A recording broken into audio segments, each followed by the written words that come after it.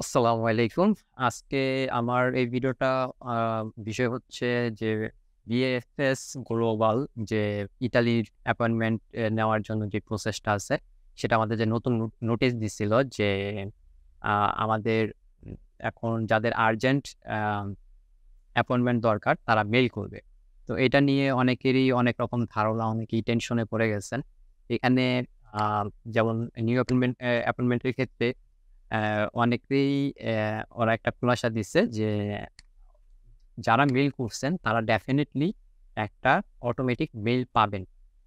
বিষয়টা আসলে ক্লিয়ার করার একটা কারণ হইতেছে যে অনেকেই মনে করতেছেন যাদের কাছে অটোমেটিক রিপ্লাইটা যায় নাই, তাদের মেবি আ মেইল করাটা ঠিক হয় নাই। ঠিক আছে? তো বিষয়টা নিয়ে আমি ক্লিয়ার করব।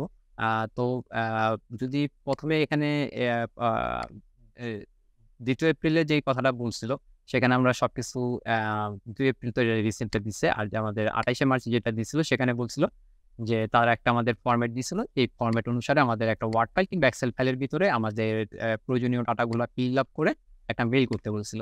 তো মেইল করার সময় আমাদের সাবজেক্ট বা আমাদের বডির ভিতরে কিছু উল্লেখ করতে বলে নাই। সো আমরা জাস্ট একটা আমাদের কি বলছে এখানে যে ওয়ান অ্যাপ্লিকেশন মানে অ্যাপ্লিক্যান্ট আমরা যারা আ মানে ইতালিতে যাইতে চাচ্ছি তাদের ভিতরে যারা অ্যাপ্লিক্যান্ট আছে তারা এক লাইনের ভিতরে যেহেতু এখানে একটাই লাইন, এখানে শুধু একটাই লাইন আছে। সবার যে ইনফরমেশন শুধু একটা লাইন আমাদের কি করতে হবে? Single mobile number, single email দিয়ে এটা ফিল আপ করতে হবে। ঠিক আছে? এটার ভিত্তিতে কিন্তু তারপরে যে নলেজটা যেই নাম্বারটা আছে সেটা দিতে হবে। এখানে কিন্তু মাল্টি পার্সনের ইনফরমেশন দিয়ে একটা মেইল পাঠানো যাবে না। যদি এমন করা হয় তাহলে তার মেইলটা রিজেক্ট করে দিবে। আর এখানের ভিতরে আরো কিছু বলছে যে একটা মেইল দিয়ে মাল্টি পার্সনের আমরা আ অ্যাপয়েন্টমেন্ট নেওয়ার জন্য আবেদন করতে পারব না। তাহলে কিন্তু আমাদের এটা ডিলিট করে দিবে। আমাদের ডাটাগুলো ডিলিট করে দিবে। ঠিক আছে? অ্যাপ্লিক্যান্টস এখানে যেখানে বলছে সবচাইতে কাদেরকে এখানে বেশি অগ্রাধিকার দেওয়া হবে? যাদের নলেজটার ডেট আছে 30 ডেজ। ঠিক আছে? সেই প্রায়োরিটিতে তাদেরটা দিবে। তো যাদের অলরেডি আরো ৩ মাস, ৬ মাস বা ৯ মাস আছে তো তারা প্রায়োরিটি লিস্টে আ স্বভাবতই পিছিয়ে পড়বে। এখানে আবার বলছে applicants who don't have a valid and verified নলেজটা যাদের অনেকেই আছে, অনেক দালাল অনেককে ভুয়া নলেজটা নাম্বার দিয়ে থাকে। তো এইসবের ক্ষেত্রে বলছে, এইসবের ক্ষেত্রে ওরা বলছে যে এরকম তাদের এপ্লাই না করতে তাহলে তারা পুলিশের কাছে তার ইনফরমেশন পাস করে দিবে। তো এটা হইতেছিল আমাদের ২৮শে মার্চের ২০২৪ এর একটা নোটিশ। এখন লেটেস্ট নোটিশটার ভিতরে আবার ওরা কি বলছে? যে সকাল ৯ঃ০০ বাজে যেই আমাদের মেইল করার কথা বলা হইছিল, আ সেখানের ভিতরে যে অ্যাপয়েন্টমেন্ট অলরেডি বুকড, ঠিক আছে? Please note all Italy work visa appointment already booked for April ২৪। যেহেতু গত ২৪ এ আমরা যে এপ্রিলের না সরি যে মার্চে আমরা ২৫ তারিখে আমরা যেহেতু এপ্রিলের ইটা নিয়ে নিছি। তো অলরেডি কিন্তু অ্যাপয়েন্টমেন্টের স্কেডিউল গুলা সব বুক হয়ে আছে। ঠিক আছে? এখন বলছে যে আমাদের যে নতুন সেন্ডিং ইমেইল বুক ইটালি আমরা যে নতুন ইমেইল গুলা পাঠিয়েছি সেটার ক্ষেত্রে আমাদের কি বলছে? If you do not receive an automatic reply, please recheck the email ID you have sent the email to check if reply went to the spam বা trash folder এ।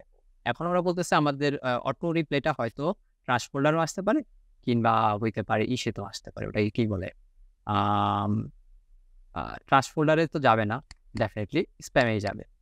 আর তারপরে read the message auto reply যে মেসেজটা আছে carefully পড়তে হচ্ছে। কারণ সেখানে উল্লেখ করে দিছে যে আপনারা কোন দালালের বা ফাঁদে পা দিবেন না এসবের ব্যাপারেই তারা উল্লেখ করছে। আ এখন এখানে বলছে যে use the table format exactly as given. এখন দেখেন আপনি আম অটো রিপ্লাইটা কখনো এটার উপর ডিপেন্ড করে না। এজ এ ডেভেলপার আমি এটা বলতে পারি। ঠিক আছে? ধরেন একজন সাইট বা মেইল যে কন্ট্রোল করতেছে, সে কিন্তু কোম্পানির কোনো ম্যানেজমেন্টে কাজ করতেছে না। কোম্পানির ম্যানেজমেন্ট কিন্তু একটা ওয়েবসাইট কিভাবে কাজ করে, মেইল যে অটোমেটিক রিপ্লাই আসবে, এটা কিভাবে কাজ করে, সার্ভার কখন লোড বেশি হয়ে যায়, এইসব কিন্তু তথ্য একটা আম আ ম্যানেজমেন্টের কাছে থাকে না।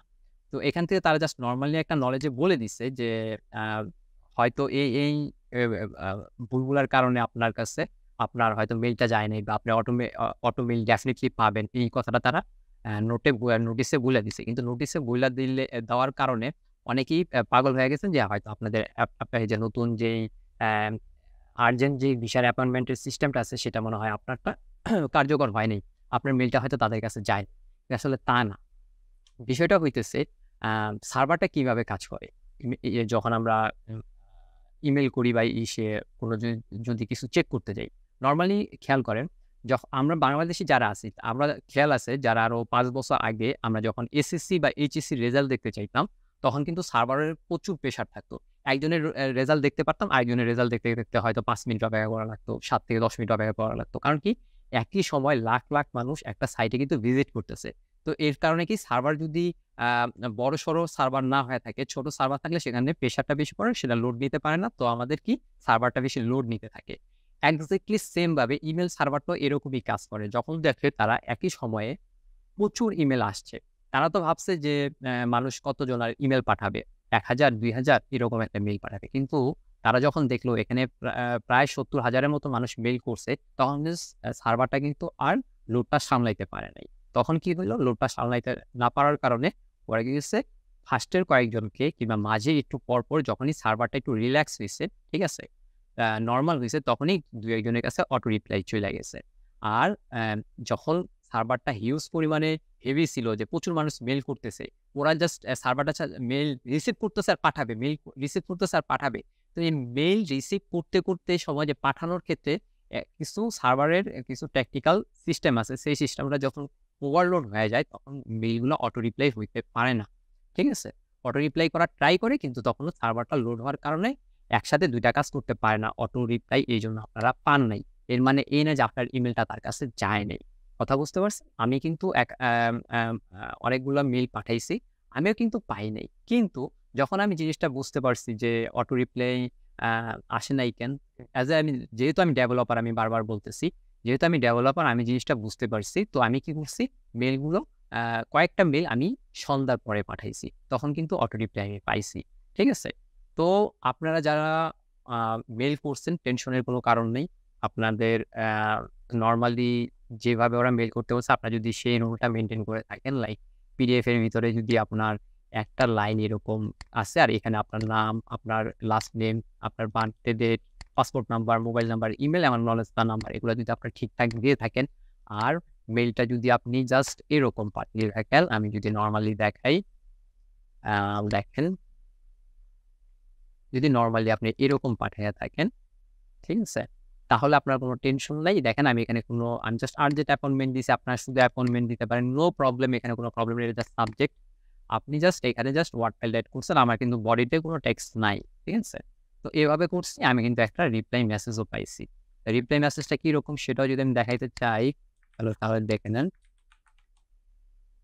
এই দেখেন রিপ্লাই মেসেজটা হচ্ছে এইটা। আর কিছুই না। এখানে কোনো এক্সট্রা ইনফরমেশন নেই। এটা জাস্ট তাদের একটা ফুটারে কিছু ইনফরমেশন দিয়ে দিছে। এটা যদি আমি একটু বড় করি তাহলে দেখবেন কিছু ইনফরমেশন লেখা আছে। বলছে দালালের খপ্পরে পড়তে না। তারা কোনো বিএফএস এর অ্যাপয়েন্টমেন্ট এর জন্য কোনো টাকা নেয় না। এসব ইনফরমেশন দেয়া আছে। নরমাল জিনিস। এটা কিন্তু এমন না যে আপনার এটা সাকসেস হইছে, আপনি অ্যাপয়েন্টমেন্ট পাইছেন। এরকম কোনো ইনফরমেশন নেই। কোনো ইনফরমেশনই তারা বলে নাই। তারা এগুলো এখন চেক করবে। তারপর যাদের নলেজ তার ডেট ৩০ দিনের মতো আছে তাদেরকে অ্যাপয়েন্টমেন্ট দিবে। যাদের নাই, যারা শুধু করছেন, এগুলো সব রিজেক্টেড খাবে কিংবা তাদের আবার সামনের ২৫ তারিখে তাদের আবার অ্যাপয়েন্টমেন্ট নিতে হবে। এইটুকুই। এখানে ভয়ের কিছু নাই, টেনশনেরও কোনো কারণ নেই। এখন যারা ইমেইল করছেন, তারা যদি বসে থাকেন যে তাদের আর্জেন্টলি আপনার অ্যাপয়েন্টমেন্টটা হয়ে যাবে, তাহলে আমার মনে হয় আপনি বোকার স্বর্গেই বাস করতেছেন। কারণ অলরেডি তাদের কাছে প্রচুর ইমেইল চইলা গেছে। তো সেখানেও তাদের এগুলা প্রসেস করতে সময় লাগবে। সো আপনার সামনের ২৫ তারিখে যদি সা আ বুকিং দিতে চান স্লট, তাহলে আপনি আবার ২৫ তারিখে প্রস্তুত থাকতে হবে যে আপনার সেদিনকে অ্যাপয়েন্টমেন্ট নিতে হবে।